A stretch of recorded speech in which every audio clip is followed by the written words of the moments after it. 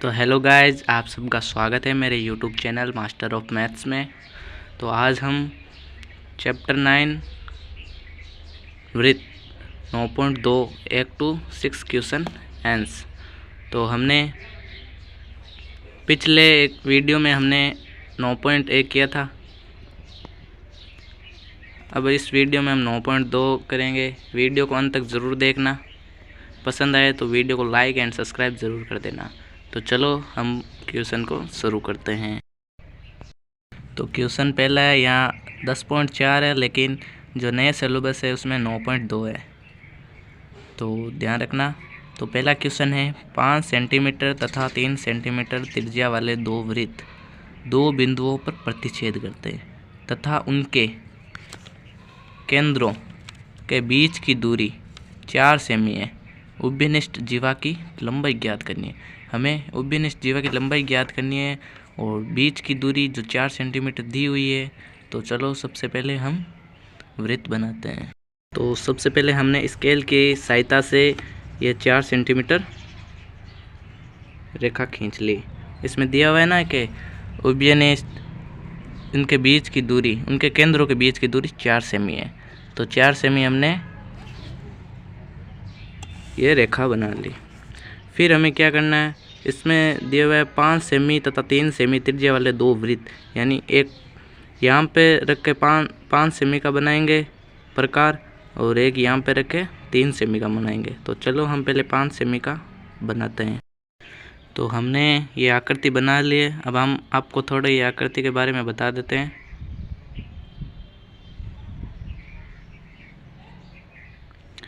तो हमें प्रश्न में दिया हुआ है कि 5 सेंटीमीटर और 3 सेंटीमीटर वाले दो वृत्त। तो हमें प्रकार पहले हमने AB 4 सेंटीमीटर स्केल से खींच दी रेखा।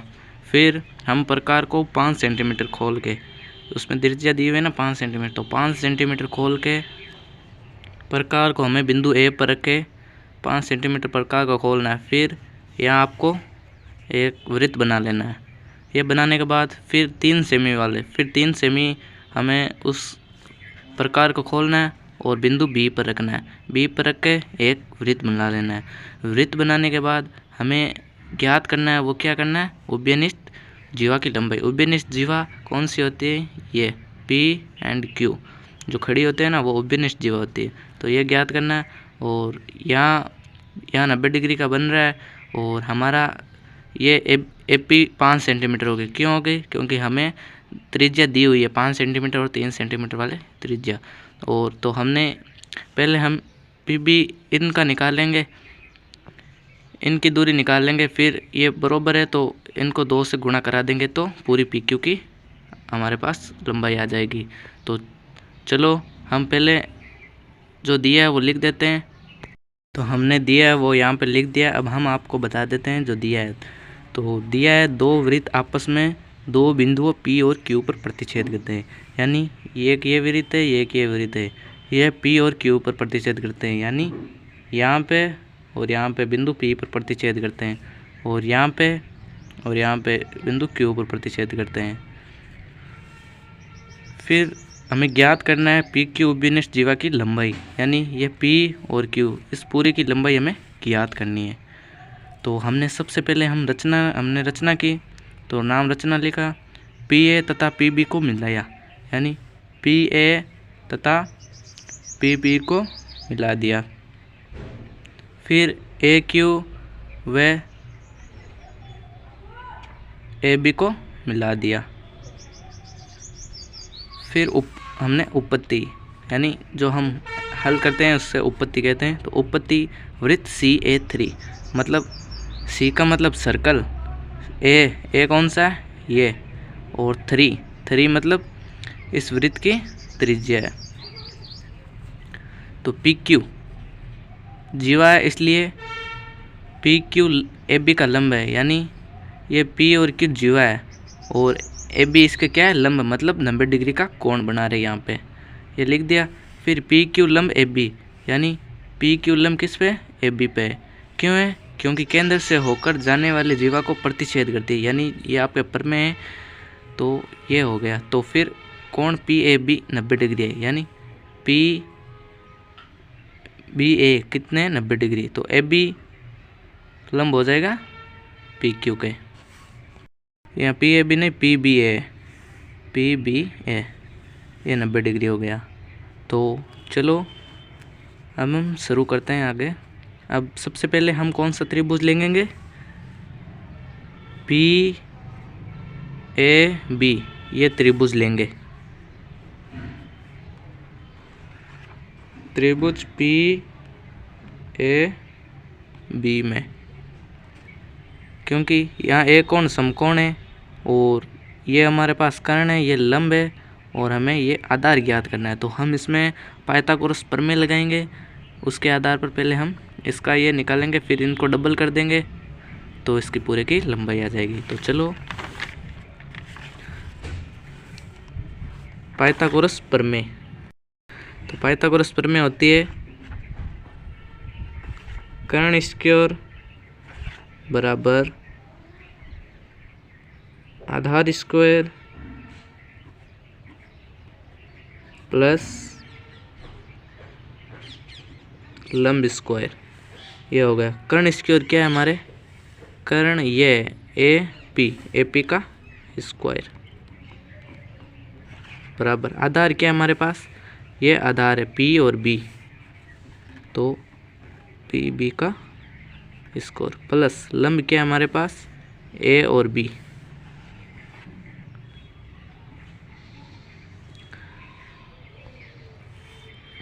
फिर ए पी कर्ण हमारे पास कितने थी, ये ए पी कितने थी 5, तो 5 सेंट का स्क्वायर बराबर आधार पी बी कितनी है हमारे पास, पी बी है नहीं, पी बी हमें ज्ञात करनी है, तो इसे वापस से हम लिख देंगे प्लस ए बी कितनी है हमारे पास, ए बी 4 सेंटीमीटर, तो 4 का स्क्वायर, फिर 5 का स्क्वायर कितना होता है 25 बराबर पी बी हमारे पास है नहीं, ज्ञात करना है, तो पी बी यहाँ है जैसा का जैसा लिख दिया। फिर 4 का स्क्वायर कितना होता है, 4 चौक 16, 16 ये 16 प्लस का है तो इधर आ जाएगा किसका हो जाएगा माइनस का, तो 25 माइनस 16 और बराबर हम पी बी है का स्क्वायर है ये हम लिख देंगे। फिर पी बी का स्क्वायर यहाँ लिख देंगे, इधर लिखो इधर लिखो एक ही बात है। फिर 25 में से 16 गए कितने रहे पीछे 9 रहे, तो पी बी स्क्वायर हटाते हैं तब क्या लगाते हैं रूट लग जाता है, तो रूट लग गया और पी बी हमारे पास कितना आ गया 9 का रूट कितना होता है 3, तो 3 सेंटीमीटर पी बी आ गया।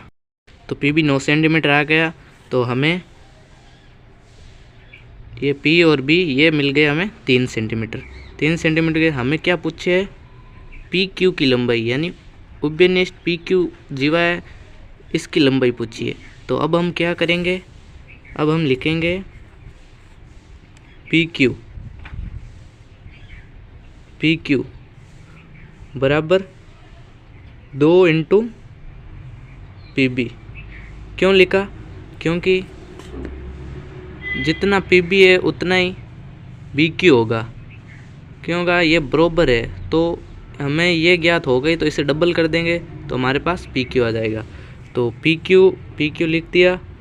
अब 2 इंटू पी बी हमारे पास कितनी है, पी बी हमारे पास 3 सेंटीमीटर है तो 3 कर दिया। पी क्यू बराबर 3 को 2 से गुणा किया 6 सेंटीमीटर, तो हमारे पास पी क्यू की उभयनिष्ठ लंबाई आ गई 6 सेंटीमीटर। तो ये क्वेश्चन हमारा यहीं कंप्लीट होता है। चलो आगे नेक्स्ट क्वेश्चन शुरू करते हैं। तो आगे हमारा दूसरा क्वेश्चन है, यदि एक वृत्त की 2 समान जीवाएं वृत्त के अंदर प्रतिच्छेद करें तो सिद्ध कीजिए कि एक जीवा के खंड दूसरी जीवा के संगत खंडों के बराबर है। यानी एक वृत्त है, उनकी 2 समान जीवाएं हमें दी हुई है, यानी उनके अंदर प्रतिच्छेद करती है यानी एक बिंदु पे, और सिद्ध करना है कि जीवा के खंड है ना दूसरी जीवा के संगत खंडों के बराबर है, हमें वो जीवा के खंड बराबर करने हैं। तो चलो हम सबसे पहले एक वृत्त बना लेते हैं। तो हमने ये आकृति बना लिए। अब हमें दिया हुआ है कि 2 वृत्त की जीवाएं वृत्त के अंदर प्रतिच्छेद करती है, यानी एक वृत्त है उनकी 2 जीवाएं कौन सी होती है ए बी और सी डी, ये 2 वृत्त की जीवाएं हैं जो वृत्त के अंदर प्रतिच्छेद करती है, यानी यहाँ पे प्रतिच्छेद करती है बिंदु P पे। तो सिद्ध करना है कि जीवा के खंड दूसरी जीवा के संगत खंडों के बराबर होते हैं, ये हमें सिद्ध करना है। तो AP बराबर CP, यानी AP और CP ये सिद्ध करना है हमें, और एक हमें सिद्ध करना है DP और PP, ये दो हमें सिद्ध करना है। तो हमने रचना कर ली, PO को मिला दिया, O यहाँ M दे देते हैं या N दे देते हैं, और O यहाँ लिख देते हैं M, इनको मिला दिया। ये हमारा रचना का काम हो गया। तो चलो जो दिया है जो हम सबसे पहले लिख देते हैं, फिर आगे क्वेश्चन करते हैं। हमने लिख दिया है, अब हम चलो इनको आपको समझा देते हैं। दिया है COR, मतलब सर्कल है, O यानी इसका मध्य बिंदु है, R यानी त्रिज्या है, ये त्रिज्या है। तो को दो समान जीवाएं वृत्त के अंदर बिंदु P पर प्रतिच्छेद करती है, यानी AB और CD है जो वृत्त P पर क्या करती है, प्रतिच्छेद करती है। तो सिद्ध कीजिए, हमें सिद्ध करना है AP बराबर CP, यानी AP और CP ये सिद्ध करना है, तथा DP और BP ये भी हमें सिद्ध करना है। तो रचना हमने की वो लिख लिया, रचना OP को मिलाया, यानी OP को मिला दिया, और OM लंब किस पे, AB पे, और ON लंब किस पे, CD पे, ये हमने बना दिया। आगे हम उपपत्ति लिखते हैं। तो हम सबसे पहले दो त्रिभुज लेंगे, उन्हें हम सर्वांग सिद्ध करेंगे, फिर हमारा आगे ये क्वेश्चन होगा। तो हम कौन से ले लेते हैं त्रिभुज, हम त्रिभुज ले लेते हैं एक OPM और OPN, ये दो त्रिभुज ले लेते हैं। तो चलो त्रिभुज OPM व त्रिभुज OPN में अब हमें सर्वांग सिद्ध करने के लिए तीन चीज़ें आवश्यक होती है। तो OP बराबर OP हो जाएगा, क्यों हो जाएगा, क्योंकि ये दोनों त्रिभुजों में काम आ रही है, ये उभयनिष्ठ हैं, या आप इसे समान बोल सकते हो, कॉमन बोल सकते हो। ये OP बराबर OP क्यों है, कारण भी हमें लिखना जरूरी है, उभयनिष्ठ है। फिर कोण OMP व ONP, कोण OMP बराबर ONP क्यों है, क्योंकि ये प्रत्येक 90 डिग्री के हैं, यहाँ है ना, ये 90 डिग्री के है। फिर हमें एक चीज़ और चाहिए, जो है हमारे पास OM बराबर ON, OM बराबर ON क्यों है, क्योंकि वृत्त की समान जीवाएं केंद्र से बराबर कोण अंतरित करती है, बराबर दूरी पर होती है। तो हम यहाँ कारण लिख देते हैं, वृत्त की समान जीवाएं केंद्र से बराबर दूरी पर होती है।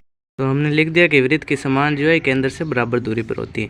तो हमें तीन चीज़ें मिल गई। तो अब हम इन्हें सर्वांग सिद्ध करते हैं। तो हम यहाँ लिखते हैं त्रिभुज OPM सर्वांग सम, त्रिभुज OPN कौन सा नियम लगेगा इसमें, RHS, RHS मतलब कर्ण, लंब और साइड। तो इसका RHS तो देखो, यहाँ एक कोण है 90 डिग्री का, इसके सामने वाला आपको पता ही है कर्ण होता है, ये लंब होता है। तो RHS ये भुजा हो गई। तो ये नियम हमने लगा दिया। फिर हम इसको जो हमने ये MP यानी ये यहाँ पे ना MP बराबर क्या होगा, PN क्यों होगा, क्योंकि ये CP/CT से, इसे समीकरण 1 दे दो। CP/CT का मतलब होता है सर्वांग सम त्रिभुजों के संगत भाग बराबर होते हैं। तो हमने ये लिख दिया। फिर हमें एक और दिया हुआ है AB बराबर CD। ये क्यों है? ये हमें दिया है, ये भी दिया है जो हमें दिया है। इसे समीकरण दे देते हैं 2। फिर हम लिखेंगे 1/2 AB बराबर 1/2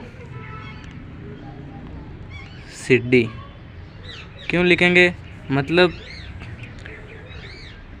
1/2 यानी ये AB है, इस AB की हम आधी करेंगे तो 1/2 AB, तो इसका हो जाएगा AM। और 1/2 CD यानी ये CD है, इसका आधा क्या हो जाएगा? CN। तो 1/2 AB इसका क्या हो जाएगा? AM। और इसका क्या हो जाएगा? इसका हो जाएगा CM। तो इसे हम समीकरण क्या दे देते हैं? 3 दे देते हैं। फिर समीकरण 1 व 3 को जोड़ने पर, अब समीकरण 1 कौन सी है? ये MP बराबर AM, MP प्लस AM बराबर PN प्लस CM। तब इन हम दोनों को जोड़ देंगे तो इसका हमें क्या मिल जाएगा? इनको जोड़ेंगे तब बन जाएगा AP बराबर PN बराबर CM जोड़ेंगे तब क्या हो जाएगा? CP। ये हो गया। कैसे होगा? देखो MP है, MP में हमने AM जोड़ दिया, यानी इसमें ये जोड़ दिया तो पूरा AP हो गया। और CP है, इसमें हमने जोड़ दिया CN, तो क्या हो जाएगा? पूरा CP हो जाएगा। यानी PN में CN जोड़ देंगे तो PC हो जाएगा या CP हो जाएगा, कुछ भी बोल सकते हो। तो ये हमारा पहला सिद्ध हो गया, तो इसे लिख देते हैं इति सिद्धम, और समीकरण इससे दे देते हैं 4। फिर हमारा 1 व 4 को घटाने पर, यानी जो हमने 1 और 3 को तो यहाँ ले लिया, अब हमारे पास समीकरण 2 में से समीकरण 4 को घटाने पर हमारे पास वो मान आ जाएगा। तो यहाँ लिख देंगे हम समीकरण 2 में से 4 घटाने पर 2 क्या है हमारे पास?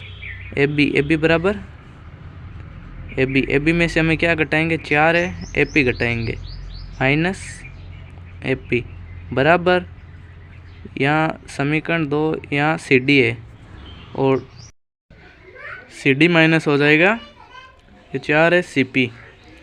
तो ये इसमें से घटाएंगे तो हमारे पास यहाँ रह जाएगा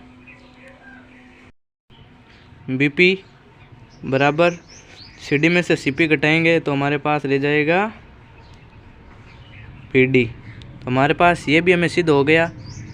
तो ये इति सिद्धम, यानी हमें इन दो का पूछा था सिद्ध करना है, AP बराबर CP और DP बराबर PB। यानी ये DP है, ये PB है, इधर उधर आप कुछ भी लिखो वो कोई फ़र्क नहीं पड़ता है। और एक हमारा यहाँ सिद्ध हो गया था, ये AP बराबर CP। हमारा प्रश्न ये यहीं कंप्लीट होता है। चलो आगे तीसरा क्वेश्चन करते हैं। तो तीसरा क्वेश्चन है, यदि एक वृत्त की 2 समान जीवाएं वृत्त के अंदर प्रतिच्छेद करें तो सिद्ध कीजिए कि प्रतिच्छेद बिंदु को केंद्र से मिलाने वाली रेखा जीवाओं के बराबर कोण अंतरित करती है। यानी एक वृत्त है, ये दूसरा क्या ऐसा ही है, इसमें हमें सिद्ध कोण बराबर करना है, ये करना है। तो यदि 2 समान जीवाएं वृत्त के अंदर प्रतिच्छेद करती है तो प्रतिच्छेद बिंदु को केंद्र से मिलाने वाली रेखा जीवाओं से बराबर कोण अंतरित करती है। तो ये हमें सिद्ध करना है। तो अगर वीडियो पसंद आए तो वीडियो को लाइक एंड सब्सक्राइब जरूर कर देना। सबसे पहले हम चलो एक वृत्त बनाते हैं, उसके जैसा ही सेम टू सेम। चलो हमने ये आकृति बना ली, उसके जैसे ही बनानी है। और इसमें हमें ये 90 डिग्री के हैं, ये इसमें हमें सिद्ध करना क्या है, ये यहाँ पे कोण बराबर करती है, हमें ये सिद्ध करना है। तो हम सबसे पहले 2 जीवाएँ AB बराबर CD, ये उसमें दी हुई, ये हमने वृत्त की जीवाएँ और रचना की हमने ओ पी को मिलाया, ओ एन लंब है सी डी पे और ओ एम लंब है ए बी पे। ये हम पहले दिया है वो हम लिख देते हैं, फिर हम क्वेश्चन स्टार्ट करते हैं। दिया है हमें सिद्ध करना है, रचना हमने वो लिख दी है। दिया क्या है, एक वृत्त की दो समान जिवाएं ए बी व सी डी, यानी ए बी और सी डी वृत्त के अंदर बिंदु पी पर प्रतिच्छेद करती है, यानी यहाँ पे प्रतिच्छेद करती है, यानी दो समान भागों में बांट रही है। और सिद्ध क्या करना है हमें, उसमें प्रश्न में दिया हुआ है कि इनके कोण बराबर होते हैं, यानी ओ पी एम व ओ पी एन, यानी ओ पी एम व ओ पी एन हमें ये सिद्ध करना है, ये और ये सिद्ध करना है। और रचना हमने लिख दी, ओ पी को मिलाया, यानी ओ पी को मिला दिया, और ओ एम लंब है ए बी और ओ एन लंब है सी डी, ये कर दिया। अब हम आगे उपपत्ति स्टार्ट करते हैं। उपपत्ति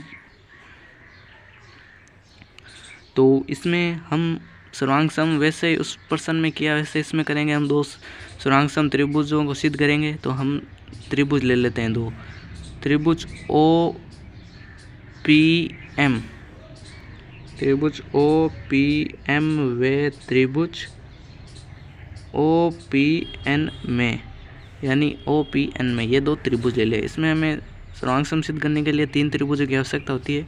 तो चलो हम ओ पी बराबर ओ पी हो जाएगा। क्यों हो जाएगा, क्योंकि ये उभयनिष्ठ है, ये हमने आपको बताया है। यानी ओ पी बराबर दोनों त्रिभुजों में काम आ रही है तो वो उभयनिष्ठ होगी। तो और फिर कोण ओ एम पी बराबर कोण ओ एन पी, यानी O M P O N P क्यों होगा, क्योंकि ये प्रत्येक क्या है 90 डिग्री के है। फिर क्या होगा, ओ एम बराबर ओ एन, ओ एम बराबर ओ एन, कारण वृत्त की समान जिवाएं केंद्र से बराबर दूरी पर होती है। तो चलो ये लिख देते हैं, हमने लिख दी, वृत्त की समान जिवाएं केंद्र से बराबर दूरी पर होती है। तो हमें तीन चीज़ें मिल गई, तो अब हम इन्हें सिद्ध कर देंगे। त्रिभुज ओ पी एम सर्वांग सम, त्रिभुज ओ पी एन कौन सा नियम लगेगा, वो सेम ही लगेगा, आर एच एस सर्वांग समता नियम, ये नियम लग जाएगा। और हमें अब सिद्ध करना है वो हम लिख देंगे। तो कोण ओ पी एम बराबर कोण ओ पी एन, ये सिद्ध हो गया। क्यों होगा, यह सी पी सी टी से होगा। क्यों होगा, क्योंकि सर्वांगसम त्रिभुजों के संगत भाग बराबर होते हैं, यानी ये बराबर है तो ये भी बराबर होगा, ये भी बराबर होगा, यानी ये दो हमने सर्वांगसम सिद्ध कर दिए। उसमें मतलब सर्वांगसम में सभी अंग समान होते हैं, उसे सर्वांगसम कहते हैं। तो ये हमारा प्रश्न हो गया पूरा इति सिद्धम। तो ये हमारा प्रश्न छोटा एंड शॉर्ट स्वीट इतना ही है। तो हम वीडियो को यहीं समाप्त करते हैं, वीडियो ज़्यादा बड़े हो जाएगा। आगे हम चौथा, पाँचवा, छठा क्वेश्चन अगले वीडियो में लाएंगे। अगर यह वीडियो आपको पसंद आए तो लाइक एंड सब्सक्राइब ज़रूर कर देना और वीडियो को आगे से आगे ज़रूर फैलाना। उम्मीद करता हूँ आप सबको समझ में आया होगा। Thank you so much. जय हिंद, जय भारत।